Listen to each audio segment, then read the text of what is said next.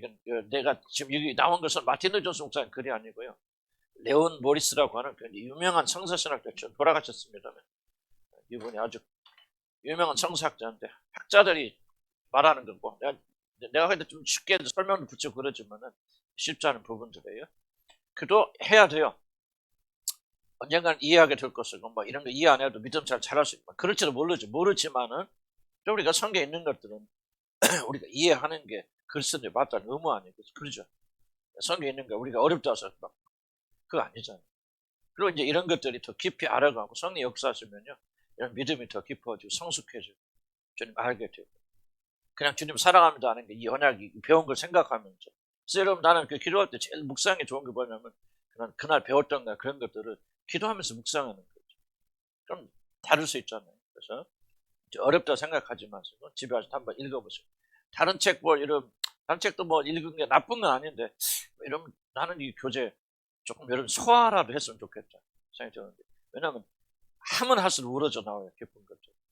내가 쓴 것이 아니에요. 이것들 이런 요즘 하는 것들은 마틴 루터 목사님 여기 레온 모리스라고 하는 유명한 신학자가 쓴 그 내용들이니까 좀 어렵긴 하더라도 반드시 우리가 알아야 되는 그런 내용이다 생각이 듭니다. 자, 우리가 지금 뭘 하고 있나 잘 보세요. 마틴 루터 목사님 한 내용의 첫 번째 뭐에 대해서 우리가 많이 생각해요. 죄에 대해서 많이 있죠. 죄가 있어서 우리 어떤 문제가 일어났는데 뭐 합니까? 예수님이 십자가에서 우리 대신 속죄의 제사를 드리심으로 우리가 구원받았는데 이 사건을 우리가 뭐 함으로 구원받죠? 믿음으로 구원받죠. 믿음. 그리고 믿을 때 이제 어떤 일이 일어나는가? 이렇게 이런 순서로 지금 해나가고 있거든요. 그래서 첫 번째 우리가 마틴 루터 목사님 몇 주에 걸쳐서 뭐를 배웠냐? 몇 달이 됐을 거예요? 죄가 뭐냐? 하는 것에 대해서 우리 많이 배웠어요. 그 다음에 이 죄를 해결하기 위해서 하나님께서 어떻게 우리 죄를 용서하시냐? 대속. 예수님을 대신 이 땅에 보내서 우리 대신 죄를 짊어지시고 죽게 하심으로 그런 속죄 제사를 드림으로 우리 죄를 용서해 주셨죠. 그래서 그것을 믿음으로 우리가 구원받는 거예요. 믿음은 내용이 있습니다. 나 구원받을 믿습니다. 구원의 확신이 있습니다. 그렇게 말하는 사람들은 그거는 아주 잘못된 생각이에요. 내가 구원받았다는 사실을 믿음으로 구원받는 게 아니에요. 이것을 믿어야 돼요. 우리는 처음에 이제 잘 모르니까 두리뭉실하게 예수님이 나의 죄를 사해 주신 걸 믿습니다. 하나님의 아들이시고 나의 죄를 사해 주신 걸 믿습니다. 그런 식으로 두리뭉실 시작됐다 할지라도 믿음은 항상 믿음의 내용이 있는 거예요. 많은 분들은 저도 어떻게 착각을 해왔냐면 내가 구원받았다는 사실에 확신이 생긴다. 내 죄가 용서됐구나. 어떤 증거가 있고 확신이 있다. 그러면 난 구원받는다. 그렇게 오랫동안 착각하면서 살아왔어요.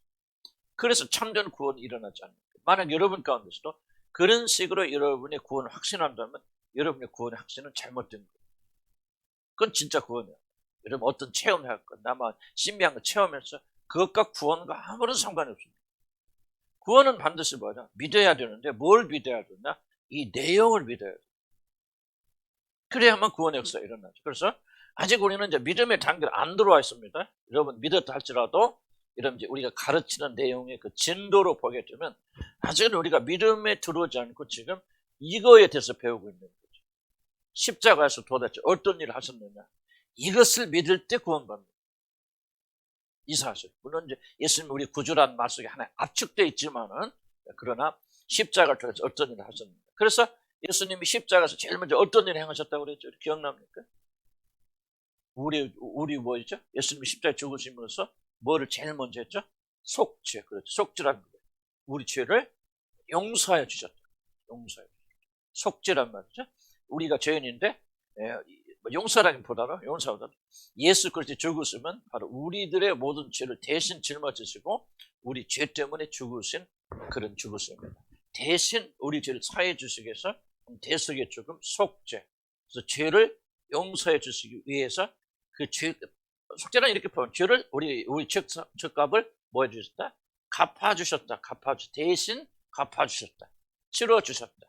그래서 더 이상 우리의 죄를 우리가 죄를 용서받기 위해서 우리가 갚아야 되고 치러야 될 그런 것은 남아있지 않다. 이게 바로 속죄죠. 두 번째, 그 일을 함으로써 뭐가 되냐? 하나님의 뭐가 풀어졌다고 하죠? 하나님의 진노하시고 분노가, 죄에 대한 분노가 풀어져요. 자, 보세요. 의로우신 하나님께서 죄 문제가 해결되지 않으면은 죄에 대해서 우리에 대해서 분노하시고 진노하시기 때문에 뭐 하실 수 없죠. 용서하실 수 없잖아요.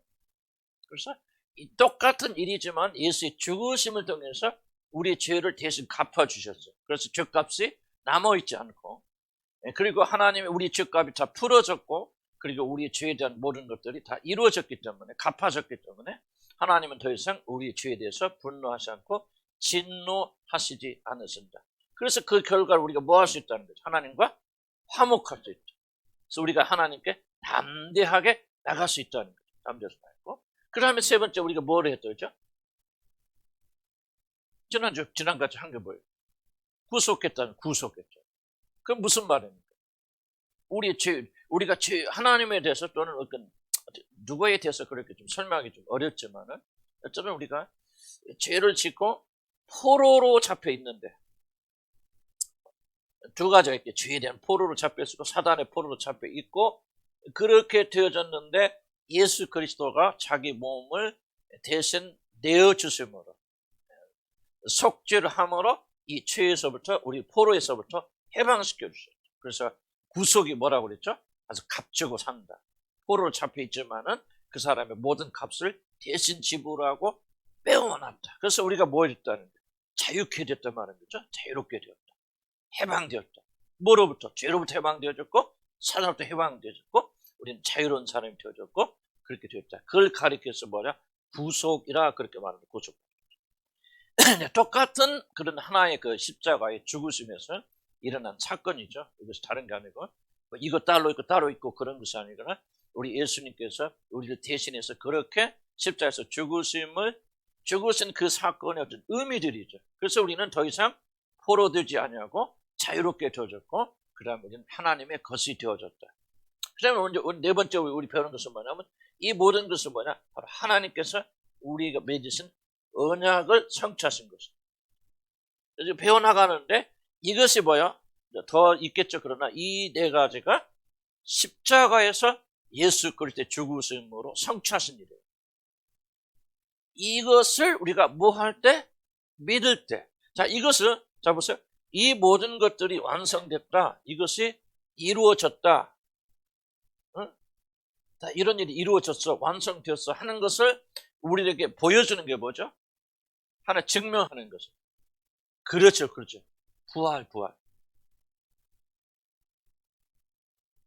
바로 예수 그리스도가 이 모든 것을 다 우리의 죄를 짊어지시고, 또 하나님의 모든 진노를 풀어주시고, 우리를 죄에서 포로로 잡혔던 우리를 풀어주시고, 이 모든 일을 예수 그리스도께서 행하여 주셨는데, 그러기 위해서 뭐예요? 죽으셨잖아요. 십자가에서 죽잖아요. 이 일을 위해서 다 죽었단 말이에요. 자, 우리 죄를 갚아주시기 위해서 죽으셨고, 하나님의 진노를 풀어주시기 위해서 죽으셨고, 포로된 우리들, 죄와 사단의 포로된 우리들을 해방시키기 위해서 어떻게 하셨습니까? 예수님이 죽으셨고, 우리가 하나님의 언약을 성취하기 위해서 죽으셨단 말이에요. 근데 여기서 끝났다면은 뭐요? 여기서 끝나게 된다면은 뭐요? 이렇게 아무리 예수 그리스도가 이렇게 이것 때문에 죽었다고 그렇게 말한다 할지라도 죽어버리고, 죽어서 예수님이 부활하지 않고 무덤 속에 갇혀 있다면은 예수님이 아무리 이렇게 주장해도 이렇게 됐다는 거예요, 못 됐다는 거예요? 실패로 끝났다는 거예요. 그런데 이 죽은 예수를 하나님께서 다시 살리시니까 뭐요? 아, 예수 그리스도는 바로 자기 때문에, 죄 때문에 죽은 자가 아니라 우리들의 죄를 대신 갚아주시기 위해서 죽은 자다. 그리고 그의 죽으심을 통해서 하나님의 진노와 분노가 다 풀어졌다. 이런 것들이 맞다, 옳다라고 하는 것을 누가? 하늘의 아버지 하나님께서 그를 죽음 가운데서 부활시켜 주심으로 이것이 옳다라고 인정해 주는 거죠. 이해가지 무슨 말인지? 그러니까 만약에 우리가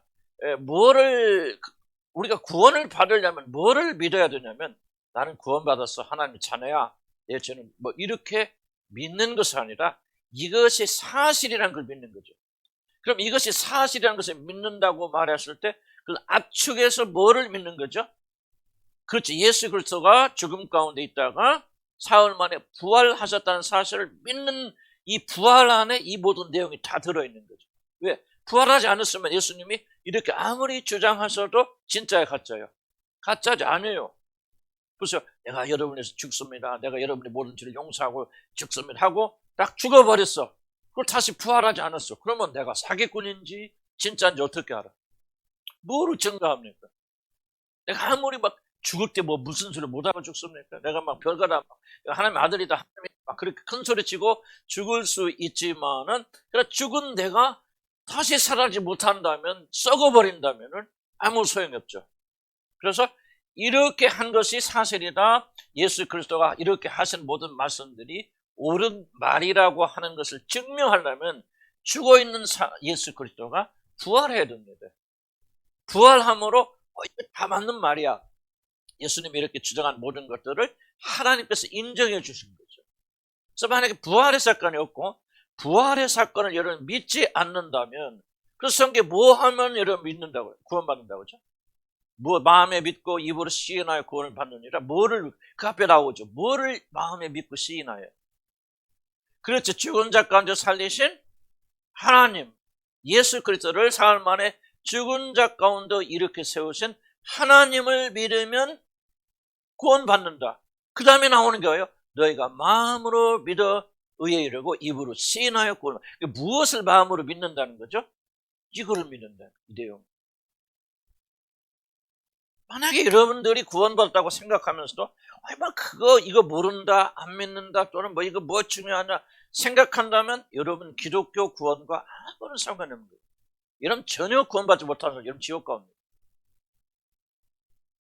나는 여러분 가운데요. 여러분 가운데 내가 왜 이걸 애써서 그렇게 말하는지 나는 이런 거 알기 전에 목사가 되었으면서도 그냥 이 교회 다니고 하나님 인터 믿고 하면 내가 하나님도 체험하고 내가 예수 믿습니다. 아멘 아멘 하고 뭐 내가 증거 있고 뭐 내가 구원받지 믿습니다. 확신 있습니다. 나는 언젠가 내가 예수님의 구주가 되어서 그렇게 고백했기 때문에 나는 지금 죽어도 천당에 갑니다. 그렇게 믿으면 천국 가는 줄 알았어. 난 그렇게 믿어왔어요.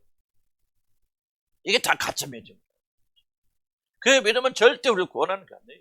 구원은 반드시 내용이 있는데 왜 성경이 다른 게 아니고 예수 그리스도가 부활했다는 사실, 하나님께서 그를 일으켰다는 사실을 믿으면 구원받는다고 말하는가? 그럼 왜 이 부활, 그럼 죽은 자가 다시 살아났다는 신비한 기적을 믿는 사람이 구원받는다는 말인가? 이것이 도대체 무슨 의미가 있느냐? 이게 다 함축되어 있다. 그러니까 예수 그리스도가 죽었고 죽은 예수를 다시 살리셨다는 것을 믿는다는 것은 지금 예수 그리스도가 이루시기 위해서 자기 자신의 죽음으로 이루시기 위해서 행했던 모든 일들이 사실이다, 진짜다 하는 것을 여러분 진심으로 받아들이는 것을 의미한다는 거죠. 그래서 그것을 받아들이는 자, 그것을 믿는 자들이 진짜 마음으로 믿어서 그것을 입으로 시인하여서 자기의 믿음과 삶이 일치되는 그 단계에 들어가게 될 때 그들이 구원받는다는 얘기지. 교회 다니면 구원받는다든지 무슨 내가 뭐 예언하고 방언하고 무슨 환상을 봤다든지 신비한 일을 했다든지 그런 것 체험함으로 내가 구원받았다고 말하는 것은 성경에 단 한 줄도 기록되어 있지 않잖아요. 그래서 부지런히 알아야 믿을 거 아닙니까? 그렇지. 예수의 죽음이 무엇을 의미하냐? 이걸 의미하는 거예요. 예수의 죽음이 바로 이런 모든 것을 성취하기 위해서 예수 그리스도께서 사람이 그러니까 보세요. 성육신. 왜 예수 그리스도가 동정녀 마리아에게 탄생하신 분임을 믿지 못하면 이런 구원받지 못합니까? 이게 다 연결되어 있거든. 하나님이 사람이 되셔야만 이런 일들이 일어날 수 있는 거예요. 하나님이 죽으셔야만이 여러분 죄가 용서되고 대신 갚아주고 하나님의 진노가 풀어지고 이런 죄에 포로된 상태에서 자유케 되는 모든 것들이 어떤 사건이 달려있느냐? 바로 예수 그리스도가 사람이 되어주셔서 우리의 죄를 다 그가 담당하시고 죽어야만이 일이 이루어지거든요. 하나님만 되면은 이런 일이 일어나지 못하지. 그러니까 하나님께서 죽으시기 위해서 사람의 몸을 입고 오셨고 입고 오시지만은 반드시 죄가 없으신 상태에 와야 되잖아요. 죄인이 어떻게 이런 일을 합니까? 그러니까 죄가 없으신 분으로 오려면은 유일한 방법 뭐밖에 없죠? 동정녀 탄생밖에 없죠. 그것도 마리아의 어떤 유전인자들이 예수님께 건너 들어와서 하는 것이 아니라 마리아의 태를 빌려서 하나님이 그냥 몸을 입고 오시는 동정녀 탄생을 이런 믿지 아니한다면 이거를 믿을 수 없는 거죠. 그래서 동정녀 탄생을 믿고 이 사실을 믿고 예수가 죽었지만은 그 죽은 예수를 하나님께서 다시 살리셨다는 것을 마음의 중심으로 믿고 이 사실을 진짜 입으로 고백하여서 예수는 나의 주님이시다 라고 고백한다면은 그 사람은 구원받게 될 것이라. 구원을 받는 유일한 길은 이것밖에 없어요. 난 여러분이 지금 예수 믿은 지 얼마나 됐든지, 교회 다닌 지 얼마나 오래가 되었든지, 얼마나 여러분이 깊은 종교적 체험을 했든지, 여러분 이것을 통과하지 못한다면 여러분 절대로 구원받지 못합니다. 여러분 하나님 자녀 아니에요. 지옥 갑니다. 나는 여러분에게 계속해서 내가 강조할 것이고, 내가 여기 있는 동안 이 강조에서, 왜냐면 이게 생명을 결정하는, 이게 여러분의 구원을 결정하는, 다른 게 결정하는 게 아니고. 그래서 우리가 배우는 거죠. 다음은 왜 또 배웁니까? 몰라서 배우는 게 아니고 이런 것들을 또 배워나가면서 이미 내가 예수를 나의 구주로 받아들이고 고백해서 하나님의 자녀가 되었는데 우리 믿음이 약하잖아요. 그래서 다시 이미 우리 이야기에서 일어난 것이 무엇인가를 다시 한번 기억하고 상기하면서 우리의 믿음을 더욱더 강하게 이렇게 해나가는 거죠. 무슨 말 이해가시죠? 그래서 구원받은 자들을 위해서 이 말씀을 또 하는 거예요. 그냥 우리가 구원받은 게 아니라 그리스도께 죽으신 것은 바로 이런 거구나. 그러니까 왜 속죄, 우리 죄가 남아있어 안 남아있어요? 안 남아있는데 많은 사람이 구원받았음에도 불구하고 죄책감으로 괴롭힘을 당하잖아요. 그럴 필요가 없다는 거예요. 그런 너희들이 구원을 이해하지 못하겠죠. 기도할 때도 내가 그랬잖아요. 왜 기도할 때 내가 무엇을 가지고 기도하느냐, 이게 중요한 게 아니란 말이죠. 내가 지금 누구에게 기도하고 있는가? 여러분 나갔을 때 정말 은혜의 보좌 앞에 여러분이 아무런 거리낌 없이 하나님의 전전 앞에 여러분 있다고 여러분 생각하십니까? 많은 분들은 그렇게 기도 못합니다. 왜 그렇게 기도하지 못합니까? 십자가에서 일어난 사건이 무엇인가를 여러분이 아직도 믿기는 믿겠지만은 다 믿지 못하는, 받아들이지 못하는 것이죠. 그러니까 예수 구속의 사건을 통해서 우리 하나님 화목제물을 통해서 우리 예수 그리스도께서 하나님 안에 남아있는 모든 죄에 대한 진노와 분노를 완전히 해결해 주셨기 때문에 우리에게 남아있는 진노가 없다. 여러분 이게 한 번, 두 번 들어서 되는 것이 아니고 믿는 사람이지만은 지속적으로 반복해 들었고 믿음이 자라나면서 이제 뭡니까? 하나님 앞에 진짜 문자 그대로 아무런 두려움 없이 아버지, 나는 요즘 기도할 때요, 좀 아버지라는 말 얼마나 달콤한지 몰라요. 이런 달콤해 안 달콤합니다. 그냥 뭐 소리 지를 것도 없어요. 아버지, 그럼 막 온몸에 어떤 놈에서 막 전율 같은 게 일어나잖아요. 항상 그런 거 아니지만은 목사님 막 나는 그럴 때도 안 그럴 때 더 많이 사실 그러지만은 야 정말 이게 아버지. 야 근데 중요한 겁니다. 왜 그런 그 믿음이 더 자랍니까? 이 확신이 더 안에 자라잖아요. 이해 가세요? 내가 하나님께 기도할 때 뭐가 왜 이렇게 쭈밋거려 우리들은? 솔직히 양심 있잖아. 하나님 뭐 해주세요 보자 하지만은 내가 하나님이라도 안 해주겠다. 까놓고 얘기해서 그런 생각 들어요 안 들어요? 많이 들죠. 왜 듭니까? 믿음이 없어서 그러겠죠. 그러니까 우리 느낌으로 산단 말이에요. 아직도 그리스도께서 십자가에서 행하신 일을 의존하는 믿음보다는 내 행위가 더 앞서 있기 때문에 앞에 쓰게 되려면 뭐예요? 내 의로 쓰는데 쭈밋쭈밋하니까 담대하게 은혜의 보좌 앞에 나가지 못하는 거죠. 여러분 구원받지 못해서 그런 게 아니에요. 하나님의 자녀이고 충분히 여러분이 나갈 자격이 있음에도 불구하고 그 자격을 그리스도께서 십자가에서 성취한 일에 두지 아니하고 무엇에 둡니까? 바로 여러분 자신의 행위에 둔다는 거죠. 그러니까 점점점 우리는 믿음이 있는 사람 위축되는 거죠. 기도가 그냥 갈수록 기도 힘들죠. 힘들어도 돼요. 그러나 힘들어야 되지만은 갈수록 왜 그렇게 확신이 없어집니까? 그러니까 뭐합니까? 열심히 기도하는 게요. 3시간, 4시간, 5시간, 8시간씩.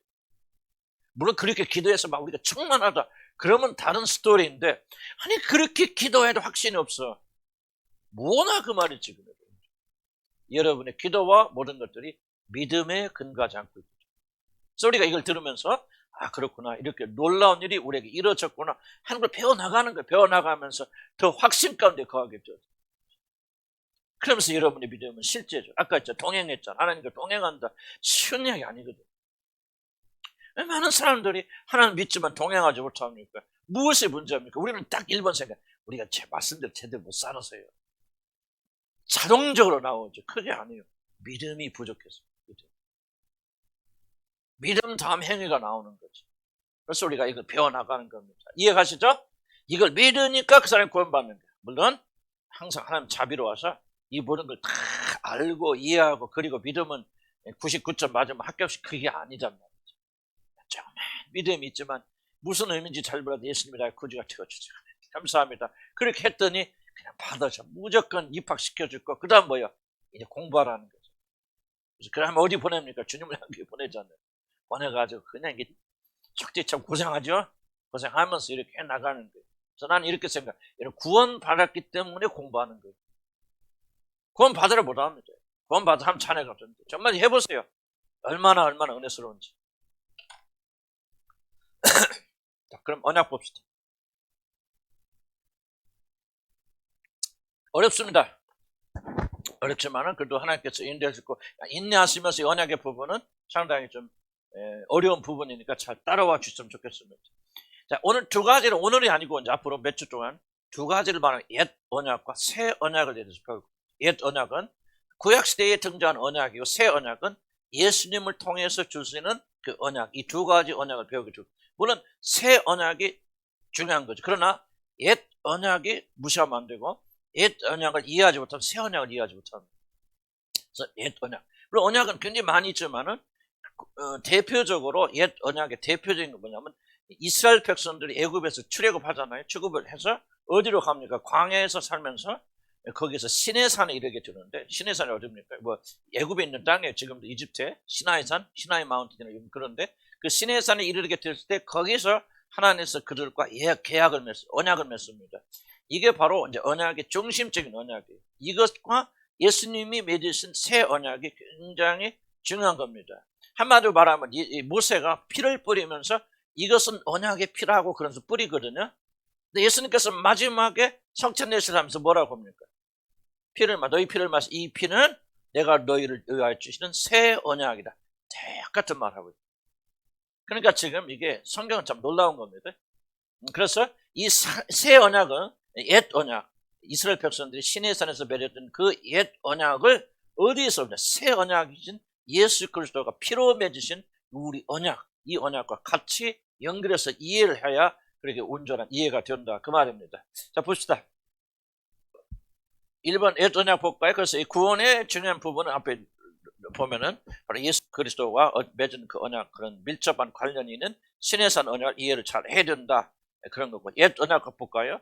하나님은 이스라엘 백성들과 구원의 언약을 맺고 하나님은 이스라엘 백성들과 하나님이 되셔서 그들을 지키기로 인도하시고 그들은 하나님 백성들이 되어서 하나님 한 분만 섬기고 그의 복전. 자, 봅시다. 이렇게 설명하는 거. 자, 이스라엘의 역사는 어디서부터 시작되죠? 이스라엘 역사는 물론 이제 뭐 아브라함부터 이삭야부터 시작하지만 이스라엘 국가의 시작은 뭡니까? 출애굽에서 시작합니다. 애굽에 있던 그 이스라엘 백성들을 끄집어 나오시잖아요. 해방시켜 주시죠? 해방시켜서 시내산에서 뭡니까? 하나님과 뭐합니까? 언약, 계약 맺습니다. 이 언약의 내용이 뭐냐? 나는 너희 하나님이 되고 너는 나의 백성이 되고. 그러면 하나님께서 왜 출애굽시키십니까? 왜 구원시키십니까? 이게 중요합니다. 백성 삼으시기 위해서.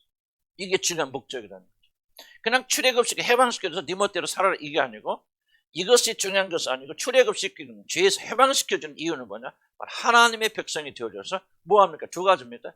우리는 하나님 말씀에 복종하고 순종하게 되고 하나님은 순종하는 우리를 지키시고 보호하고 인도하신, 그게 바로 나는 너희 하나님이 되고 너희는 나의 백성이 된다는 이 특별한 관계 속에 들어가기 위해서 이스라엘 백성을 해방시켜줘. 그래서 이게 바로 이제 이스라엘 백성의 시작이라는 관점에서 보시면 돼요. 신에서 언약 볼까요? 신에서 언약 보면 출애굽기 6장 7절 한 번 봅시다. 너희를 내 백성으로 삼고 나는 너희 하나님 되리니. 거기 한번 같이 읽어볼까? 시작.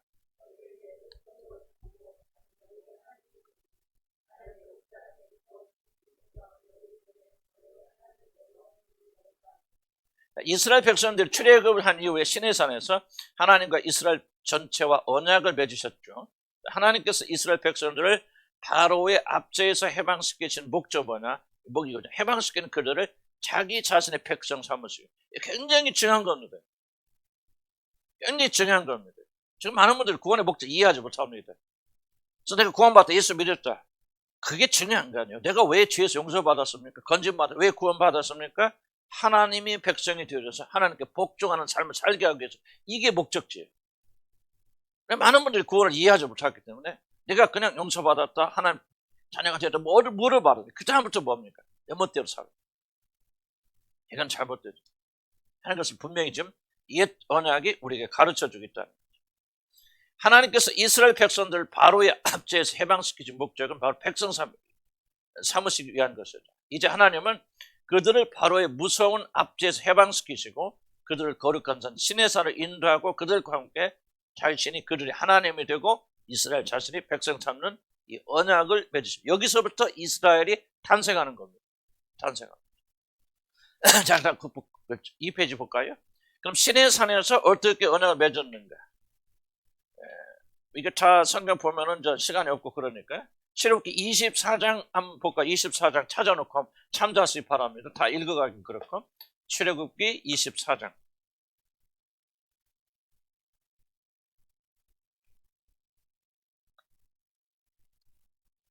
24장 4절 봅시다. 4절. 이들이 뭐 했습니까? 모세가 여호와의 모든 말씀 기록하고 이른 아침에 일어나 산 아래 계단을 쌓고 이스라엘은 12지파대로 12기둥을 세웠다. 그래서 이스라엘 지파수가 12지파니까 12지파 숫자대로 뭐를 세우냐? 기둥을 세우게 되는. 이게 지금 언약의 한 부분입니다. 언약의 부분. 도대체 무엇을 말하고 있는지. 12지파는 이스라엘 민족을 상징하죠. 그래서 이 언약은 누가 들으냐? 바로 모든 이스라엘 민족들이 다 단체로 들어오는 거예요. 그래서 하나님께서 한 개인하고 맺은 것이 아니라 이스라엘 전체, 모세를 대표로 하는 그런 장로들과 이스라엘 전체 사람들과 이 언약을 맺으신다는 거죠. 그래서 그것을 기념하기 위해서 12기둥을 거기에 세운다 하는 그런 얘기입니다. 그래서 그때부터 뭡니까? 이스라엘 전체가 이 언약 속에 들어오기 때문에 그때부터는 이스라엘에서 태어난, 이스라엘의 피를 받고 이스라엘 백성을 태어난 모든 자들은 그 언약 속에 들어오는 거죠. 네, 그것이 바로 이스라엘 하나님께서 한 사람을 택하신 것이 아니라 이스라엘 민족이란 전체를 그의 백성으로 택하셨다. 이것이 무엇을 의미하는지 뒤에 가서 또 이렇게 설명을 하겠죠. 왜 하나님께서 그렇게 하실까? 한 사람 한 사람 안 보려고. 그렇게 하실 수도 있겠죠. 그러나 하나님께서 큰 목적이 있겠죠. 나라를 선택하셔서 그 나라를 수많은 수백 개 수천 개 수많은 나라들이 있겠죠. 그 당시에 따지면은 지금도 그렇고 하나님께서는 오직 이스라엘 백성들을 택하셔서 자기 백성으로 불러주시는 이 일을 아브라함부터 시작해서 그렇게 하신다는 거죠. 자, 무엇을 우리가 염두에 두셨냐면 나라라고 하는 것이 굉장히 중요한 개념입니다. 구원에서. 여러분 구원받는 게 무슨 말입니까? 항상 여러분 뭐를 생각하냐면 우리가 하나님 나라의 백성이 되어진다 하는 것이 굉장히 중요한 관점입니다. 그래서 마지막에 예수님이 재림하실 때 뭐 하죠? 예수 그리스도 왕이 되셔서 그리고 그 하나님이 세우신 그 나라가 이제 들어오게 되어진, 세워지게 되어진, 이것을 굉장히 중요하게 설명을 했죠. 그래서 우리가 천국에 들어간다고 말했을 때 그것은 무엇을 의미하냐면 우리가 하나님 나라의 백성이 되어진다는 의미입니다. 자, 이것을 여러분 머리 염두에 두셔야 됩니다. 그래서 우리가 예수 믿고 구원받아서 내 멋대로 자유롭게 산다는 그런 것이 아니라 뭔가 하나님 나라의 백성으로서 뭔가 이제 그 백성은 뭐예요? 뭐 왕이 있을 거 아니에요? 왕이 있고 백성이 있고 나라가 있고 영토가 있고 하나님 나라의 개념. 예수님 오셔서 뭐를 가르쳤죠? 하나님의 나라에 대해서 가르칩니다. 그냥 개인적 구원받아서 개인적으로 우리가 구원받아서 하나님 나라 들어가고 뭐 그런 행복하고 그런 것이 하나님의 초점이 아니고 그 나라의 백성이 된다고 하는 것이 굉장히 중요한 대목입니다. 왜냐하면 그 나라의 백성은 뭐냐? 뭔가 하나님이 통치하고 다스리시는 하나님이 다스리는 세상의 나라와 굉장히 대조되어서 사단의 나라와 세상의 나라 대조되어서 뭔가 다른 거룩하고 정결하신 그리고 그 하나님께서 통치하시는 그 나라의 백성이 된다는 거예요. 뭔가는 세상 사람들하고 다른 삶을 살게 돼요. 뭐 천국에 가면 얼마나 좋고 멋있고 이것이 중요한 것이 아니라 뭔가 하나님이 통치하고 다스리시는 뭔가 다른 구조 속에 다른 조직체 속에 다른 나라 속에 우리가 그 백성의 일환으로 들어가게 된다는 것이 굉장히 하늘나라의 관점에서 중요한 거예요. 잠깐만 이거 다 무슨 말인가 이해는 가시죠. 그래서 우리가 관점이 자꾸 왜 이걸 강조하게 되냐면 우리는 구원받았다는 개념을 자꾸 뭐냐면 이런 관점에서 보지 않고 내가 얼마만큼 더 행복해질 수 있을까 얼마나 좀 어떤 그런 거 안전이나 행복이라든지 그런 거 천국에 가서 우리가 뭐 얼마나 더 많이 좀 먹고 마시고 뭐 하늘나라 갔다 온 사람들 계속해서 말하는 게 무엇입니까? 그런 것들이 있잖아요. 그런 것들에서 뭐 거기 가니까 뭐 그냥 뭐가 호화스럽고 뭐 그냥 집도 크고 뭐 하는 어떤 그런 의미에서 개인적인 영화를 어떤 하나님의 중심으로 보는데, 구원이라는 굉장히 중요한 관점은 뭔가 하나님의 이 통치라는 개념. 이 세상이 왜 어렵습니까? 왜 문제가 많습니까? 사단이 통치하고 있기 때문에. 그것을 다스리는 왕이 잘못되어 있기 때문에 그 나라에 들어가면 다 잘못인 것처럼, 이것과 대조되어서 우리가 하나님 나라의 백성이 된다, 구원받는다는 말은 그 나라에 뭔가 세상과 전혀 다른 구조 속에 뭔가 하나님이 통치하고 다스리는 그 통치 속에 내가 들어간다는 걸 말하는 거죠. 굉장히 다른 의미예요. 자, 무슨 의미인가 이해가십니까? 지금 말하고 있는 부분들이. 우리가 굉장히 하나님 나라에 대한 오해를 바꿔야 돼요. 왜냐하면 많은 하나님 나라의 오해들이 어디서 생기냐면, 우리가 생각하는 세상적인 나라의 연장선을 자꾸 생각한다. 우리는 뭐 잘 먹고 싶고, 뭐 하여간 여러 가지 행복하고 싶고, 안전하고 싶고, 이런 그 꿈들이 많이 있는데, 하나님의 나라를 마치 그런 것의 연장선을 우리가 생각하고 싶다는 거죠. 그 잘못 생각하는 거죠. 그래서 항상 여기서 왜 이스라엘 민족 전체를 그들이 부르시는, 이거 뭔가 좀 통치 개념이 들어가 있구나. 나라라는 개념, 누군가 다스리고 통치하고 순종하고, 이런 개념이 그 나라에서 굉장히 중요한 거구나 하는 것을 지금 말하는 거예요. 두 번째, 청년들이 번제와 화목제를 드렸다고 그랬는데, 이건 그냥 무시를 듭니다. 왜? 그때는 제사장들이 없었어요. 그래서 제사장들이 드리지 못하고 청년들이 뽑아서 하는 거니까 그냥 넘어갔으면 됩니다. 그러니까 순종을 맹세한다. 자, 언약을 맺고 계약을 맺는데, 이들이 뭐를 말하냐면, 순종 7절 한번 봅시다. 7절에 보면 뭐라고 그랬습니까? 24장 7절에 보면 한번 읽어볼까? 시작.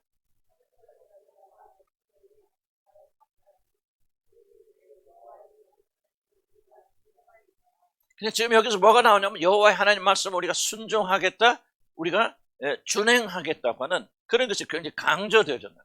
자, 그 밑에 봅시다. 모세가 언약서를 낭독하자 백성들은 여호와의 모든 말씀에 우리가 준행하리라 그렇게 응답합니다. 언약이 완성되는 것은 중요한 건 예식이 아니라 백성들이 하나님의 말씀을 지킬 때입니다. 말씀을 지키지 않으면 언약은 이루어지지 않아요. 순종하는 것, 하나님 말씀에 복종하는 것이 바로 핵심입니다. 물론 언약의 말씀을 지키는 것은 언약에 참여하는 조건은 아니죠. 언약을 지킴으로 언약에 들어온 게 아니에요. 하나님께 은혜로 언약 백성 만들어 놨고, 그 다음에 우리가 그러면은 하나님 말씀 지키겠습니다, 이렇게 말하는 거죠. 이해가시죠? 그래서 그런 말씀을 지킴으로 언약은 완성됩니다. 이들이 아무리 하나님과 언약 안에 머물러 있다 할지라도, 만약 하나님의 말씀을 순종하지 않는다면 그 언약은 아무런 효력을 가져오지 못하는 겁니다. 주목해 보세요. 많은 분들이 이렇게 생각하거든요. 내가 은혜로 구원받아 하나님의 자녀가 되었으니, 그나마도 그렇게 말은 안 할지 모르더라도 어떻게 살든지 나는 천국에 갈 것이다 라고 하는 것을 이 언약이 정면으로 반박합니다. 그렇지 않다는 거예요. 너희들이 언약에 들어오긴 들어와서도 그 언약이 너희한테 완성되고 말 것인가는 어디에 달려있냐? 이 언약의 말씀에 순종하느냐 안 하느냐에 달려있다. 굉장히 무서운 말입니다. 나는 왜 우리 현대교회가 배워줄 필요가 있다고 생각하냐면, 지금 내가 말하고 있는 것에 대한 목회자로 40년 이상 목회하면서 많은 거의 대부분의 그리스도인들은 예수 믿으면 어떤 일이 있어도 다 천당에 간다고 그렇게 믿고 있는 분이 난 99%라고 생각합니다. 거의 대부분의 사람들. 그러나 성경은 처음부터 그게 잘못됐다는 생각이 많습니다. 아니에요. 너희 언약을 맺어서, 그래야 내가 너희를 지명에 불러서 내 백성이 되어졌어. 이집트에 해방시켜 나와서 나는 너희 하나님이고 너는 나의 백성이 될 거야. 그렇게 언약으로 들어왔다 할지라도 그 다음에 뭐가 나오냐? 그 다음 백성들 뭐야? 그렇게 우리를 하나님의 백성으로 삼아주셨다면 이제 우리는 모든 걸 다해서 주의 말씀에 순종하겠나이다 하고 순종하게 될 때 그 언약이 이루어지는 것이지, 만약 순종하지 않는다면 아무리 하나님께서 그를 부르셨다 할지라도 결코 언약이 이루어질 수 없다는 겁니다. 그래서 만약에 우리들이 삶 속에서 여러분이 하나님의 자녀라고 스스로 칭하고 생각하고 살면서 순종하는 삶에 전혀 관심이 없다면 여러분 안에서는 하나님과 맺은 언약이 결코 완성될 수 없다는 거예요. 순종하고 복종할 때만이 유효하다는 거예요. 무슨 말이에요? 교회 사람들 울고불고 난리고 별것 다 해도 하나님 여호와 말씀에 순종하지 않는 자들은 언약 밖에 있어요. 하나님께서 지켜서 인도하지 않습니다. 이게 중요한 거예요. 그래서 내가 말하잖아요. 울고불고 하지 마시고 기도에 매달 뭘 하더라도 여러분 제일로 중요한 것이 일단 무엇이라고 말했습니까? 우리가 여호와의 말씀에 복종하고 순종하는 거예요. 순종해서 기도하는 거예요. 순종해서 능력받는 거예요. 주의 여호와의 말씀대로 살기 위해서 우리가 성령의 능력을 구하는 거예요. 왜? 그래야만이 언약이 완성되죠. 자, 그 다음 봅시다. 그래서 순종하지 않는다. 아무런 효력을 가져다 주지 못한다. 피로 맺은 언약은 백성들이 하나님의 말씀에 순종할 때 그 효력이 나타납니다. 순서로 보면 먼저 언약의 내용을 지킬 것을 이 백성들이 맹세하고 이 맹세가 있은 뒤에 모세의 짐승 8절 보세요. 뭐라냐? 읽어볼까? 시작. 그 표를 가지고 백성에게 보이며 이르되 이는 여호와께서 이 모든 말씀에 대하여 너에게 세우신 언약이다. 자, 뭐가 먼저 있죠? 핏부림이 먼저 있습니까? 내가 언약의 말씀을 지키겠다는 순종이 먼저 있습니까? 순종이 있고 피가 뿌려지죠. 순종을 결단하고 나서 피가 뿌려집니다. 이건 순서는 굉장히 중요하다고 생각합니다. 바로 이 언약의 내용을 지키겠다는 사실을 피로 맹세하는 거예요. 목숨을 다해서. 하나님도 이 언약을 내가 지키겠다. 내가 너희를 구원하고 너희를 용서해주고 내가 끝까지 너희를 내 나라로 인도하겠다는 것을 지켜요. 뭐로 맹세하죠? 피로.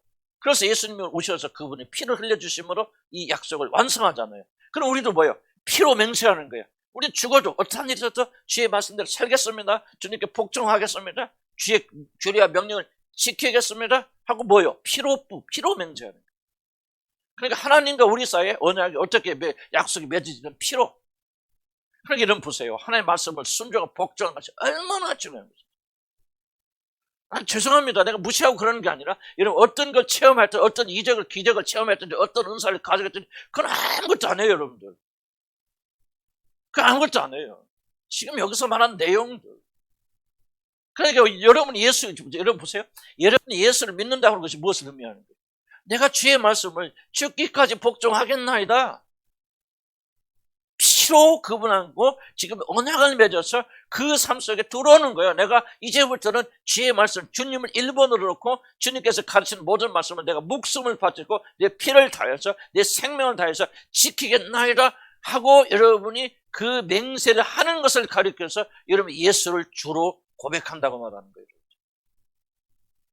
물론 100점 맞아야만 구원받는 거 아니겠죠. 그러나 적어도 내가 예수님과 함께 십자가에 죽을 때 세례받았단 말 무슨 말이에요? 예수님과 함께 죽어서 나는 더 이상 내 뜻대로 내 마음대로 살던 모든 삶을 이제 끝났고 죽어버렸고 나는 오직 당신이 가르친 규례와 법도와 명령에 따라서 살겠습니다 하고 피로 맹세를 한 것을 가리켜서 여러분이 예수를 나의 구주로 받아들인다고 말해요.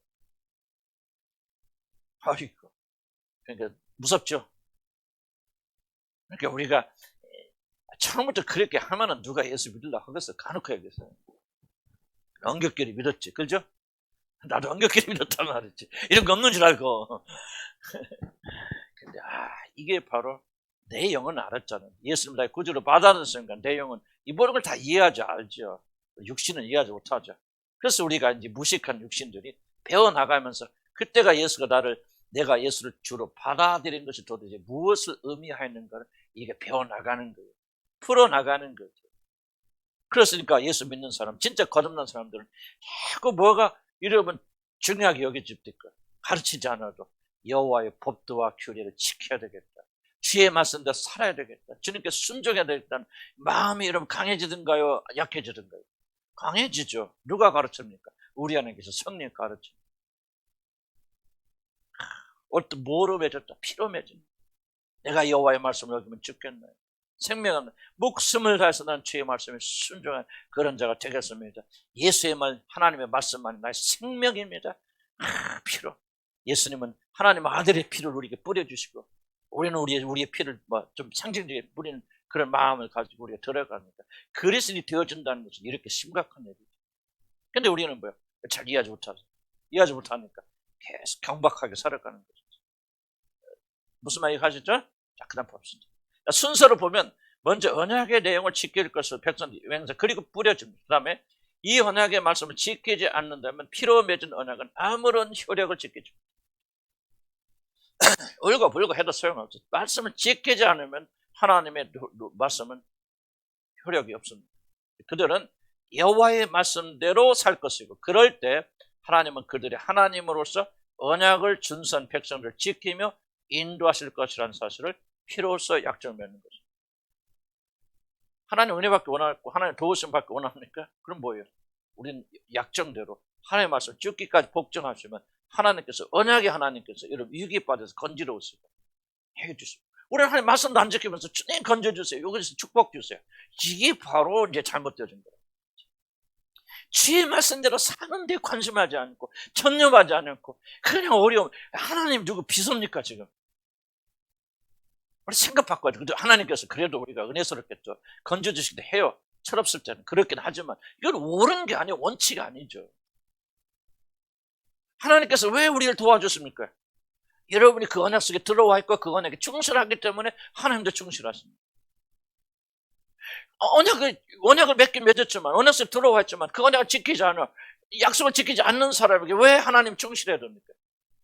때로는 하나님 은혜가 있으셔서 국민에게 주셔서 그렇게 하시기도 하지만 원칙적으로 보면 왜 하나님께서 그런 언약을 지키셔야 됩니까? 왜 싸움에 나갈 때 하나님 나가서 앞서나서 여러분 대신에 싸워주셔야 됩니까? 언약이 지금 언약을 말하고 있거든요. 그럼 누구에게 해당됩니까? 바로 여호와의 법과 규례를 지킬 것을 자기 생명을 다해서 지키는 자들, 피로 약속을 맺었기 때문에 내가 이 여호와의 말씀을 준행하겠나이다 피로서 맺잖아요. 그리고 그 말씀을 준행하는 자들을 하나님께 지켜주시고 인도하여 주시는 것이지. 왜 언약을 지키지 않는 우리들 여러분들 뭐 나와서 울기만 하면 하는 법대로 안 하고 이러면 울고 금식하면 나 그래서 금식기도 하지 말라는 거예요. 금식기도를 부인하는 것이 아니고 금식기도를 많은 사람들은 불순종하면서 어떤 하나의 도구로 사용한다 그 말이죠. 그게 바로 여러분들이 잘못됩니다. 고쳐야 돼요. 성경 올바로 배워야 된단 말이죠. 우리 행위가 올바라서 그렇다는 게 아니죠. 아무리 우리가 올바로 행위를 한다고 해서 하나님의 눈에 들 만큼 올바르겠습니까? 은혜로 다 받아주셔야 되지. 그렇지만 적어도 여러분 피로 맺은 약정 속에 하나님 법대로 정말 사랑해서 밟아놓은 채 할까요? 까놓고 얘기합시다. 여러분 부부간에 있을 때 여러분 남편이 아내가 남편을 사랑하고 존경해서 얼마나 밟아놓은 채 있습니까? 저도 제대로 잘 못해요. 그런 날 이런 생각해 보세요. 그러고서도 여러분이 여러분 축복해 주시기 원합니까? 우리가 주의 뜻대로 진리대로 살지 않냐고 여러분 서로 사랑하고 구제하고 여러분 인내하고 받아들이고 시기 질투하지 않냐고 주의 법대로 살면서 그럴 때 우리 하나님께서 그 영원하게 하나님께서 오셔서 도와주시는 것이지. 그렇게도 살지 않으면서 하나님이 무엇을 보고 이게 바로 주술이라는 거죠. 생각 바꿔야 돼. 생각 바꿔야 되고 진리대로 나가야 된다. 하나님 법도대로 충실하게 살면 하나님은요 그냥 오지 말라고 오시고 돕지 말라고 도우십니다. 왜? 언약에 하나님 약속 맺었으니까 그냥 오시는 거 그 약속 때문에. 약속에 충실한 자들. 그러니까 굉장히 중요한 부분. 자, 그들은 여호와의 말씀대로 살 것이고 그럴 때 하나님은 그들의 하나님으로서 언약을 준수한 백성들 지키며 인도하실 것이라는 사실을 피로써 약정을 맺는 겁니다. 그래서 성경은 이 모든 말씀에 대하여 너희와 세우신 언약의 피라. 자, 피가 뿌려집니다. 6절 8절 보면 피가 뿌려지잖아요. 모세는 제물로 드려진 짐승의 피를 취하여 반은 제단에 그리고 나머지 반은 백성들에게 뿌립니다. 히브리 원어는 뭐다? 그게 돌진하며 뿌렸다. 찌그럽다. 우리나라 말 좋은 거예요. 찌그럽다. 이렇게 봐야죠. 알아요? 찌그럽단 말? 전라도 사투리인데. 표준어의 전라도 사투리예요. 찌그럽단 말 쓰긴 쓰죠. 다른 동네도? 안 써? 우리 동네만 쓰다? 우리 전라도만? 찌그럽다 말. 찌그럽다. 갖다 부어버렸다. 갖다 부어버렸다. 돌진하면서. 그걸 설명합니다.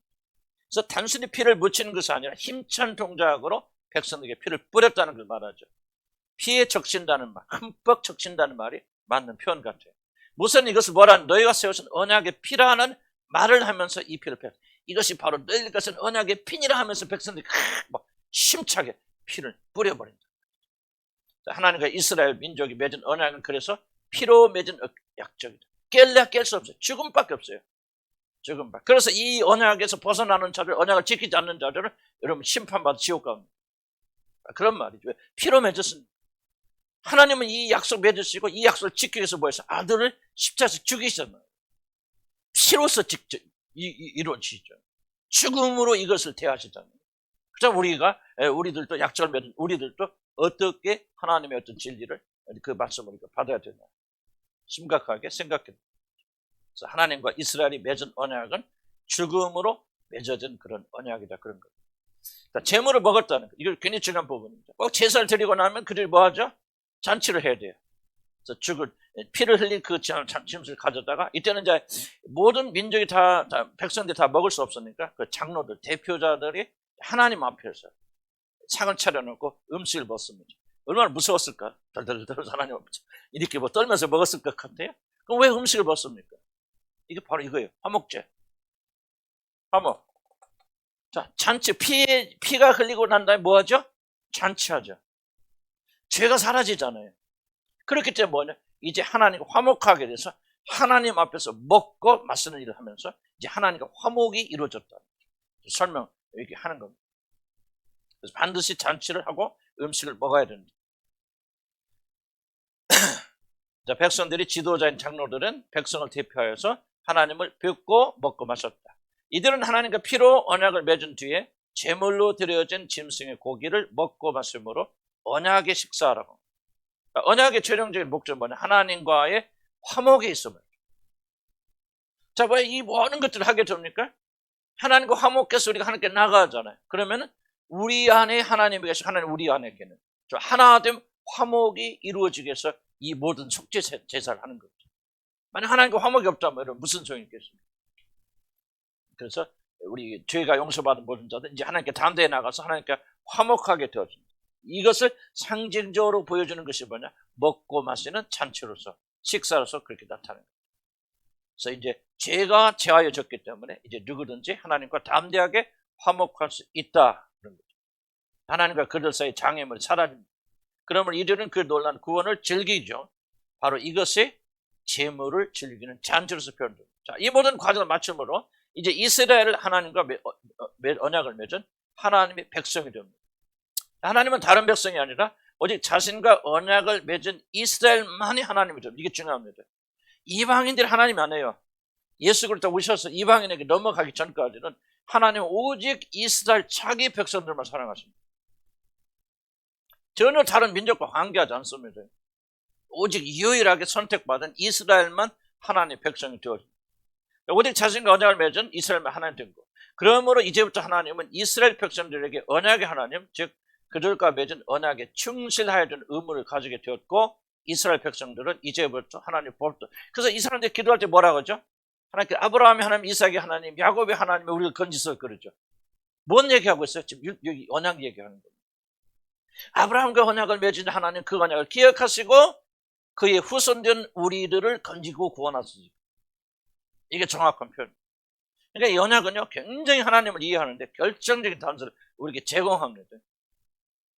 그래서 우리가 예수 그를 통해서 언약을 맺어서 하나님 들어왔기 때문에 하나님이 우리들의 하나님이 되어주시고 그 언약 때문에 우리를 지키시고 인도하시고 보호하시고 끝까지 하늘나라까지 우리를 데리고 갔습니다. 만약 언약이 없다면 하나님 그렇게 하시잖아요. 그래서 언약이 얼마나 중요한 것을 기억하시기 바랍니다. 자, 이 순간 하나님과 이스라엘 사이에 일어난 모든 일들은 이제 이 언약이라는 차원에서 여러분 기억해요. 그 다음 봅시다. 신에서는 언약의 특징들 볼까요?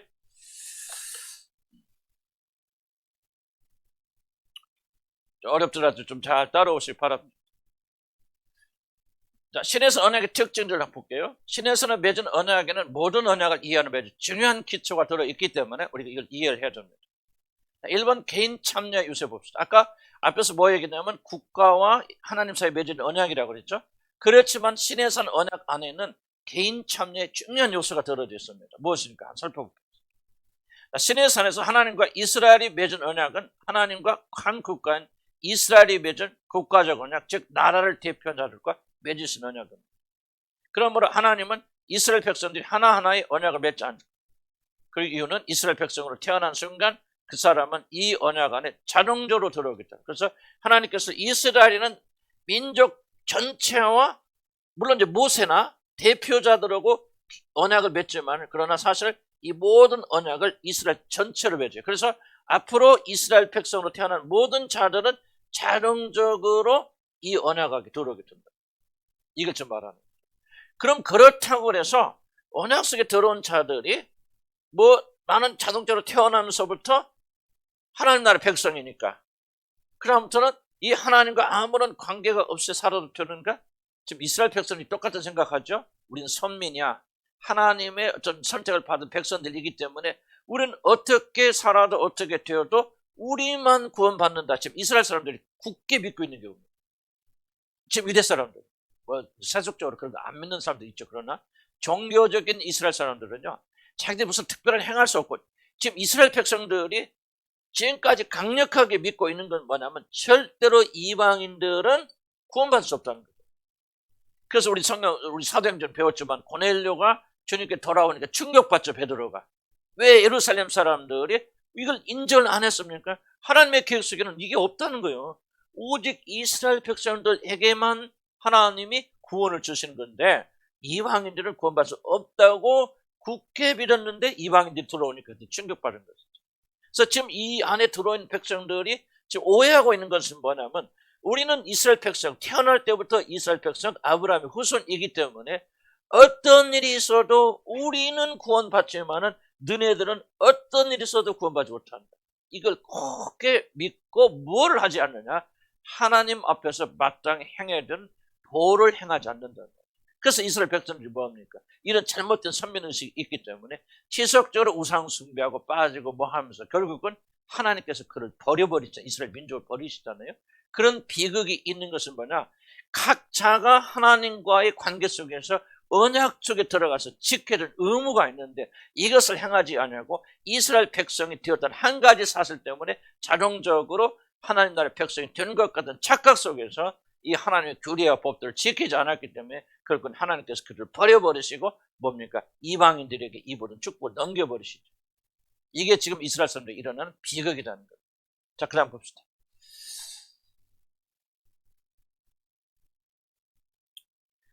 밑에 보면 그 다음 두 번째 타락은 그렇지만 이것은 자신이 그날의 백성으로 태어나기만 하면 언약과 관련해서 아무것도 할 것이 없다는 그런 말이 아니라는 거죠. 모든 백성들 각자는 자신이 하나님과 언약을 맺는 행위를 하지는 않지만 하나님과 이스라엘이 맺은 언약에 각자가 참여할 때만 그 언약은 효력을 가집니다.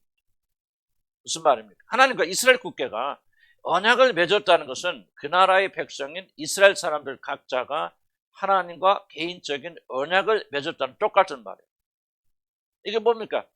비록 그들이 대표자를 통해서 여러분 언약을 맺었지만은 이 대표자들만 언약 속에 들어온 게 아니라는 거죠. 이 대표는 뭐냐? 우리 모두를 대표했기 때문에 그 사람이 가서 도장을 찍었지만은 우리 모든 사람들이 다 같이 도장을 찍은 거예요. 어렵게 생각할 거 없어요. 우리나라하고 미국하고 뭐 하죠? 무역 협정 맺습니다. 그냥 관세를 없앱시다. 수출하고 하는 거 뭐 다 공짜로 합시다 하고 무역 협정을 맺었어요. 그러면 그 미국에 가거나 미국 사람 우리 와서 누가 가서 우리 가서 도장 찍습니까? 대표자들이 가죠. 그래서 무역을 대표하는 사람이 가서 그 사람 미국 사람하고 사인합니다. 사인하면은 뭐요? 사인한 이 모든 법인 내가 직접 가서 사인은 안 했지만은 내가 이 나라에 소속돼 있고 이스라엘에 소속된 대표자들이 가서 사인했기 때문에 곧 내가 사인한 것 똑같죠. 그래서 우리는 이 모든 법에 조촉을 받고 이 법을 지켜야 된다고. 이해가죠? 그러니까 이스라엘 백성들이 이 시내산에서 하나님과 대표자들이 언약을 맺었지만은 하나님은 이스라엘 전체와 이 사람 대표를 하는 사람들 통해서 언약을 맺으셨기 때문에 마치 한 사람 한 사람이 다 언약에 동참한 것 똑같은 그런 효과가 일어난다는 거예요. 그러므로 하나님과 언약을 맺은 모든 자들은 이 언약을 통해서 모든 것들 지켜야 되는 그것들 다 지키지 않는다면은 아무리 언약 속에 들어와 있다 할지라도 이 언약은 이루어질 수 없다는 거예요. 자, 이해합니까? 무슨 말이 이해가시죠?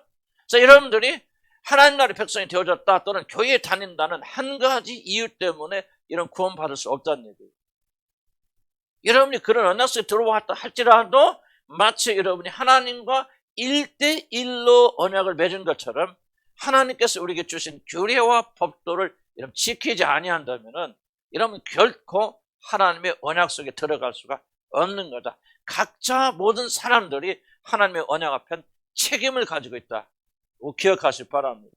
이것이 무슨 구원에 어떤 도움이 됩니까? 그렇게 질문할 수도 있겠지만 나는 굉장히 중요하다고 생각합니다. 어떻게 중요할 것인지 좀 설명이 좀 애매모호할 수도 있겠지만 조금 더 시간이 흘러가면서 왜 이런 것들이 꼭 필요하고 이런 것을 알아야만 되는지. 왜냐하면 우리는 이거 반대되는 그런 삶 속에 많이 하거든요. 그래서 우리가 각자가 하나님 앞에서 1대1로 언약을 맺었다 그러면 심각하잖아요. 그렇게 생각 안 해요. 언약이라는 관점에서 우리가 생각하지 않기 때문에 믿음을 굉장히 가볍게 여긴다 그 말이에요. 나 믿는다 뭐 어쩌다 그냥 교회 다니고 walda가 덜렁덜렁 하다 보면 하늘나라 가는 것 같이 생각을 하지, 정말 하나님과 내가 단둘이 마주 앉아서 언약을 맺은 것과 동일하기 때문에 우리가 반드시 그 하나님 나라의 법들을 지키고 행하는 자들이 되어야 된다는 그 심각성에 대해서 우리가 잘 이해를 하지 못합니다. 여러분 보세요. 성경 읽을 때 어떤 자들이 있습니다. 쉽게 있습니다. 정말 여러분들이 성경에 있는 이 말씀들이 정말 내가 꼭 지켜야 될 생명이 있는, 반드시 지켜야 될 그런 의무가 있는 그런 말씀으로 읽으면서 내가 진짜 이건 내가 지켜야 될 말씀들이 하고 그렇게 정성스럽게 읽으면서 그런 말씀들을 하나하나 지켜서 발버둥 치는 삶을 사십니까? 대부분의 사람은 그렇지 않다고 생각해요. 무의식 속에 뭐가 있습니까? 나는 이미 예수 믿고 하나님 자녀가 되어서 뭐 어떻게 살아든지 그렇게까지 생각을 안 할지 모르지만 굉장히 우리가 하나님 법도를 대하는 자세가 굉장히 자유롭지 않습니까? 이해가세요? 나는 여러분들 우리가 예수 그리스도인이 된다는 것이 무엇을 의미하는 것을 우리가 굉장히 이 새로운 각도로 받아야 돼요. 왜 그러냐면 유대인들은 이미 이런 걸 다 잘 알고 있기 때문에 그들이 예수를 믿는다고 무엇인가를 설명할 필요 없어요. 그렇기 때문에 유대는 구약시대 구약의 전통을 받아들였던 사람들이기 때문에 모든 걸 잘 이해하거든요. 내가 예수를 나의 구주로 받아들인다고 하는 것은 바로 이런 거구나 이해하고 있기 때문에 그들이 같은 성령을 받았어도 그들이 예수를 믿는 자들이 되었을 때는 굉장히 심각한 그런 존재가 되어진 거죠. 그래서 우리는 전혀 차원이 다른 믿음의 생활을 할 수 있었던 그 사람들. 이해갑니까?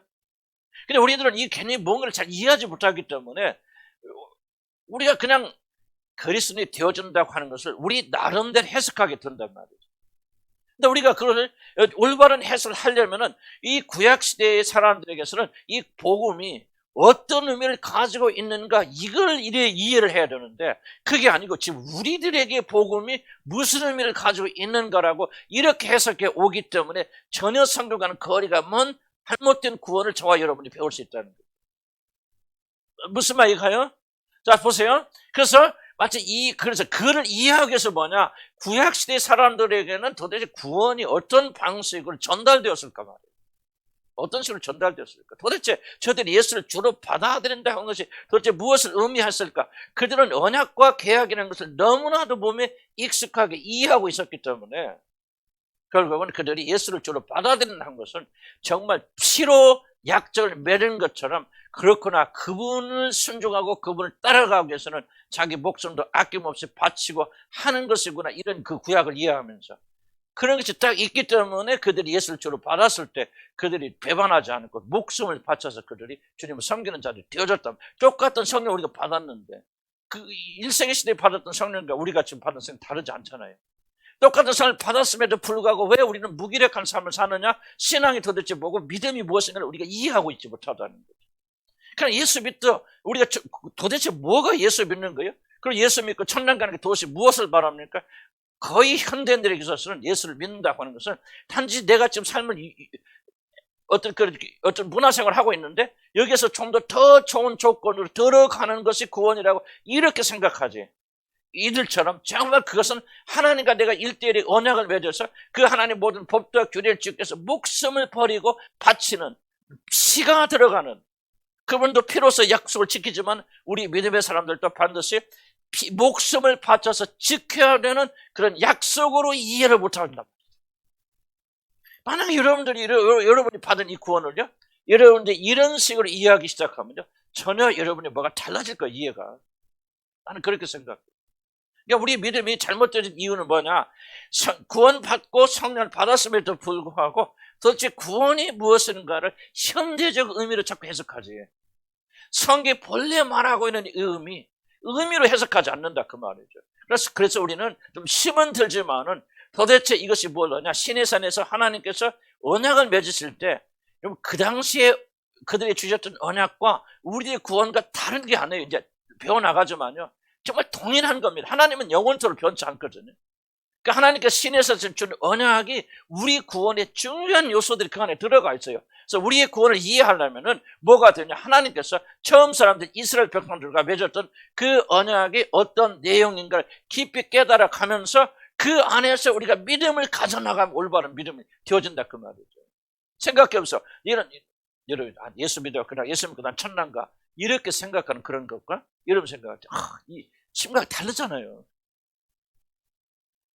그냥 하나씩 내가 주의 말씀을 죽기가 준행하겠나이다 하고 그랬을 때 진숙에 피가 뿌려지면서 이건 너와 하나님 사이에 맺은 언약이고 약정이다.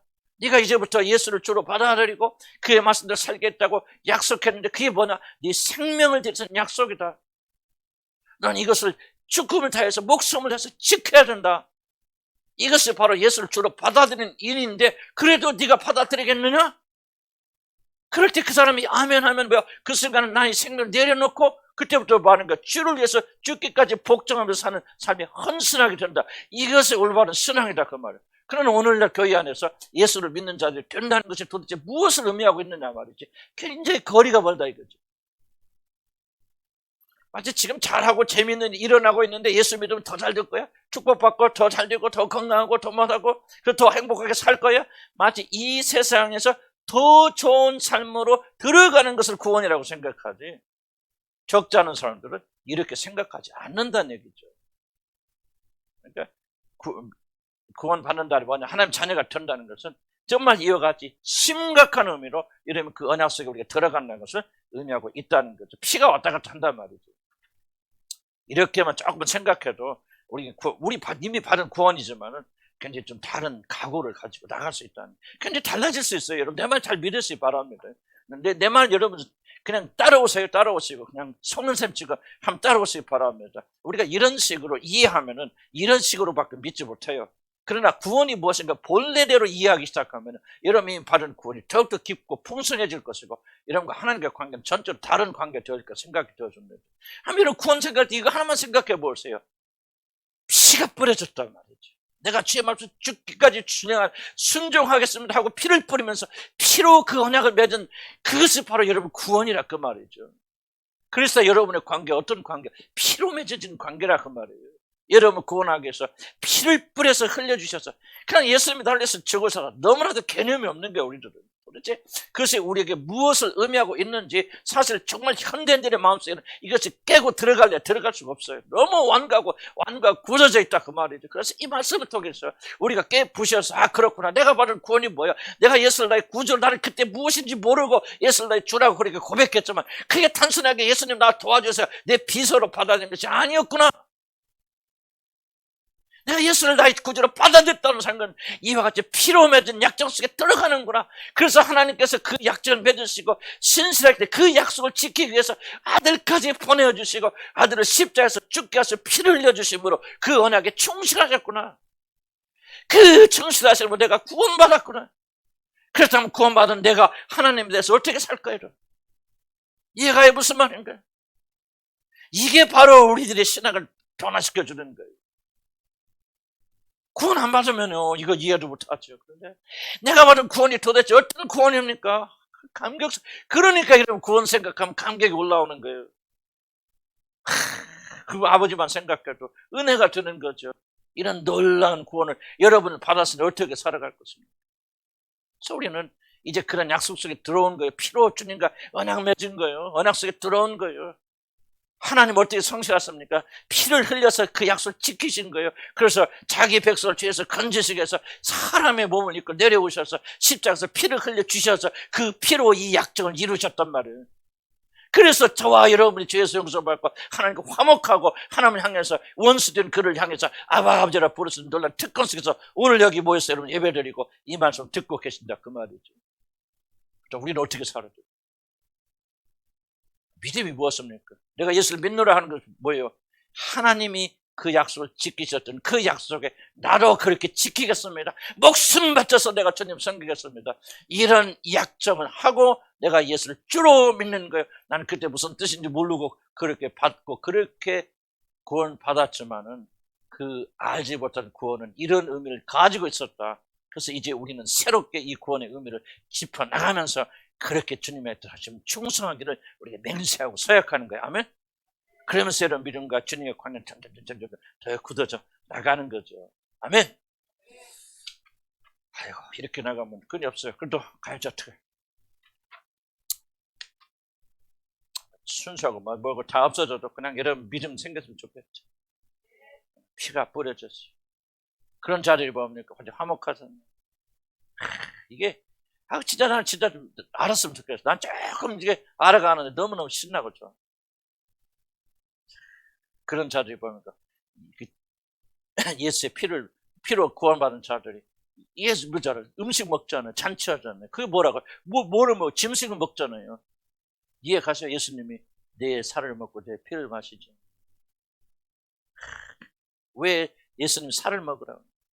왜 그들이 짐승을 피 흘려서 제물로 드린 그것을 먹습니까? 그 앞에서. 왜 그것을 먹고 즐거워 기뻐합니까? 화목합니까? 예수님 뭐라 합니까? 너희들 나를 먹지 않냐. 그 설명하기는 어렵지만 이제 엄청난 것들이 있다. 엄청난 것. 구원은 놀라운 것이. 내가 막 흥분되자, 흥분. 자, 좀만 더 합시다, 좀만. 그러니까 이게 예수 믿으면요, 이게 지금 흥분돼야지. 그죠? 이게 엄청난 구원을 저 사람이 받았으네. 근데 흥분 잘한데 나도 가르칠 때 흥분되고. 죄송한 표현이 그래. 좀 나가면 또 벌써 식어버려. 이게 인간이야. 그래서 우리는 뭐예요? 부지런히 쉬지 말고 그냥. 그래서 막 또 하고 또 하고 또 하는 거예요. 개인 참여 요새 좀만 더 봅시다.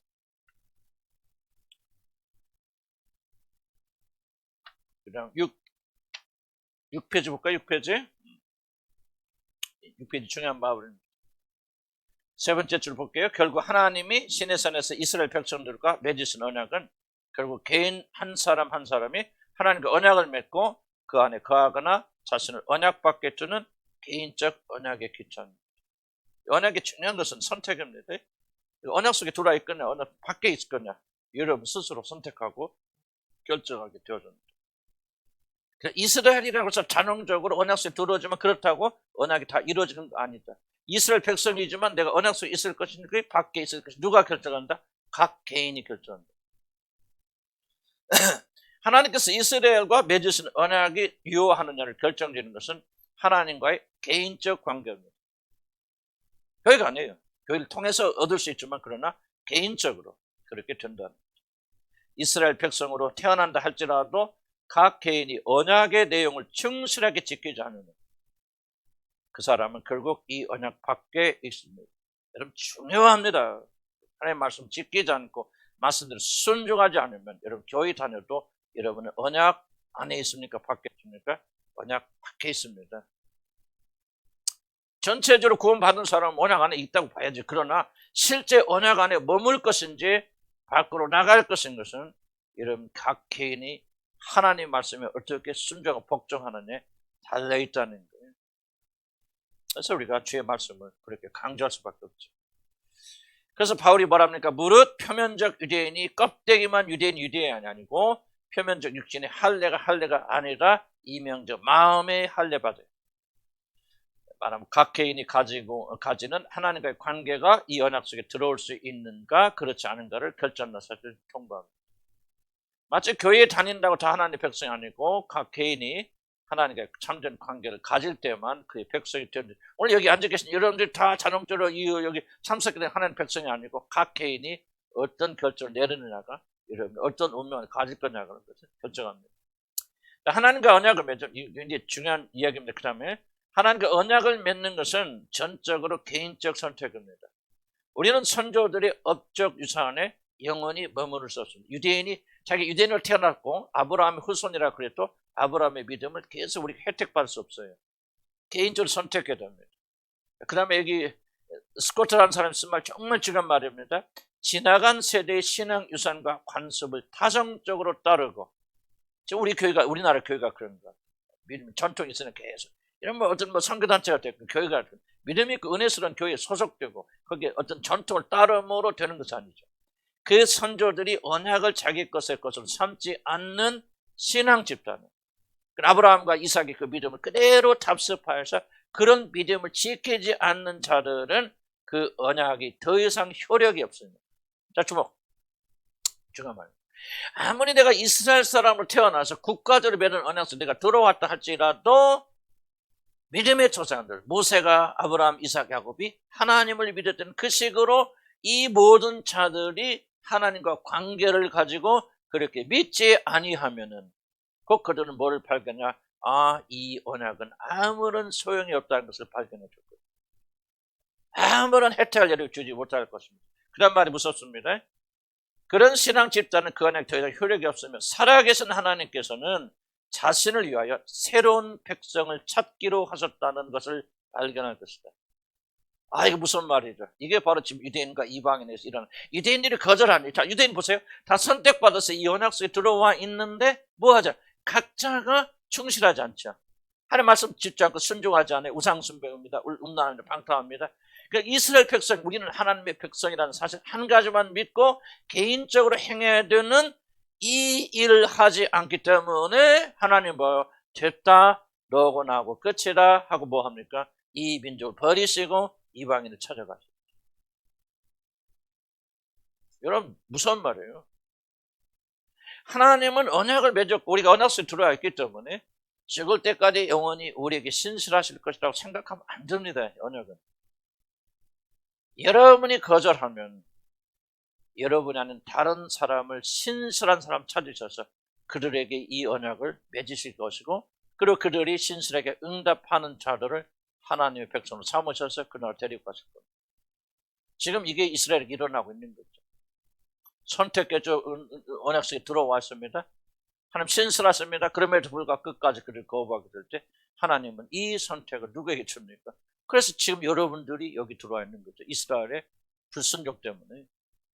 뭐를 배웁니까? 하나님은 언약의 하나님이라고 그래서 영원히 그 언약에 머물러 있지 않는다는 거죠. 여러분에게 달려있다는 거죠.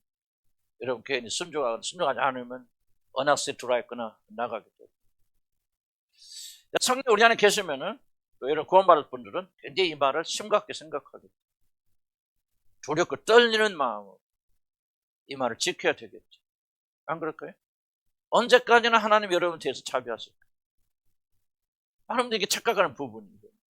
하나님 나를 선택하고 하나님 사랑하시면은 어떻게 해서든지 강제적으로 해서라도 하나님께서 나를 그렇게 만들어 갔을 거야. 항상 하나님은 영원히 나를 구원해 줄 의무가 있는 것처럼 항상 그렇게 생각합니다. 그럼 이스라엘 역사를 보시기 바랍니다. 그럼 하나님께서 이스라엘 백성 버리면 안 되죠.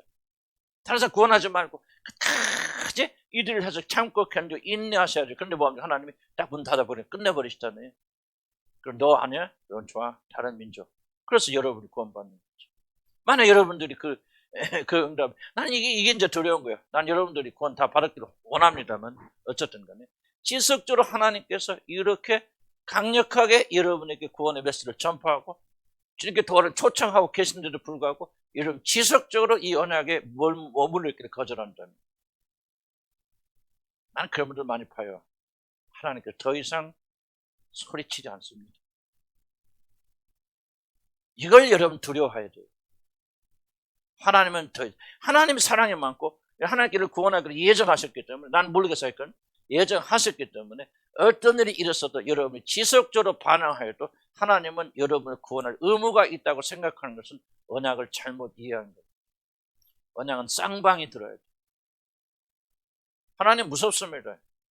하나님 인자와 자비가 사랑이 끝이 없으시지만 하나님께서 마음을 돌리시면 결코 그 마음을 다시 돌릴 자가 없습니다. 안 돌아옵니다. 하나님. 나는 여러분들이 정말 경고받아야 된다고 생각합니다. 왜? 이스라엘의 역사를 보면서 배워야 돼요. 하나님이 한임없이 끊임없이 끝없이 여러분에 대해서 자비하고 여러분 어떻게 해서 그런 마음을 가진 나는 이해가 잘 안 돼요. 어떻게 그 사단이 준 마음이 아니라면 어떻게 그런 마음을 잘못 가지고 있을 수 내가 그건 불가능하다고 생각하는데 여러분 가운데도 그런 마음을 가진 분도 계십니다. 아직 나는 알아요. 믿는다 하나님께 때가 좀 구원해 주시 뭐하게 차고 여러분이 언약에 충실하지 않아요.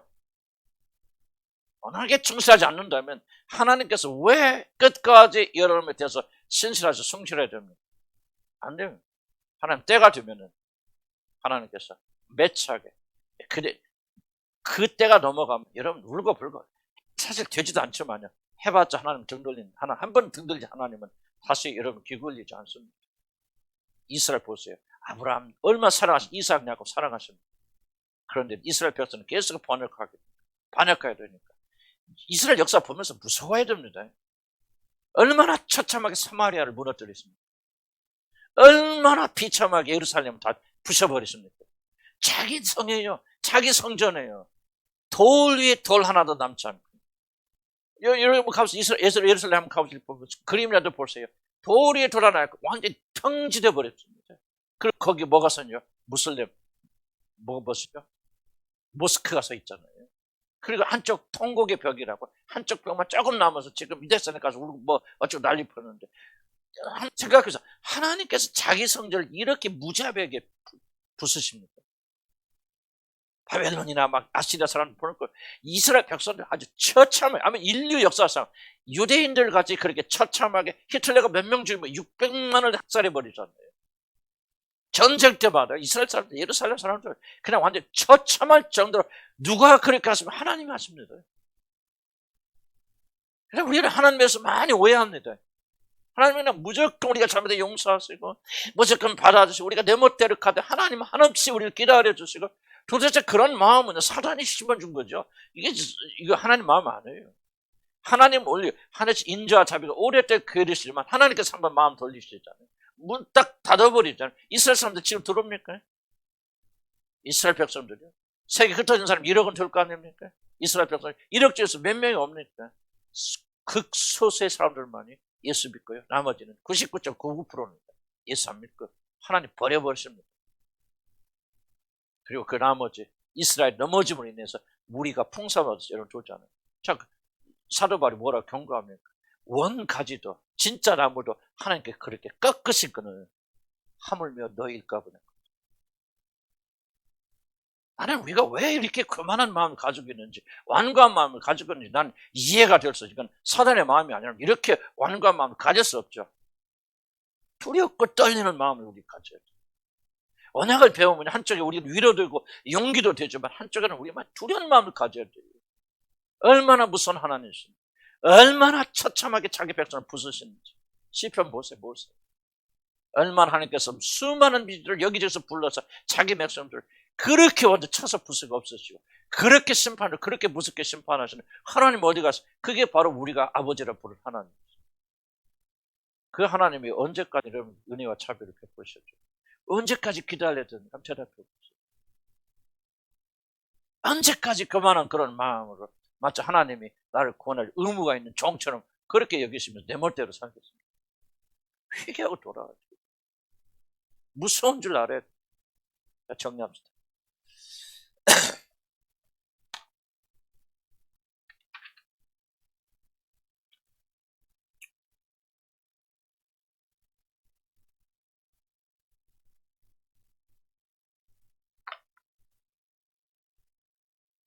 기도합시다.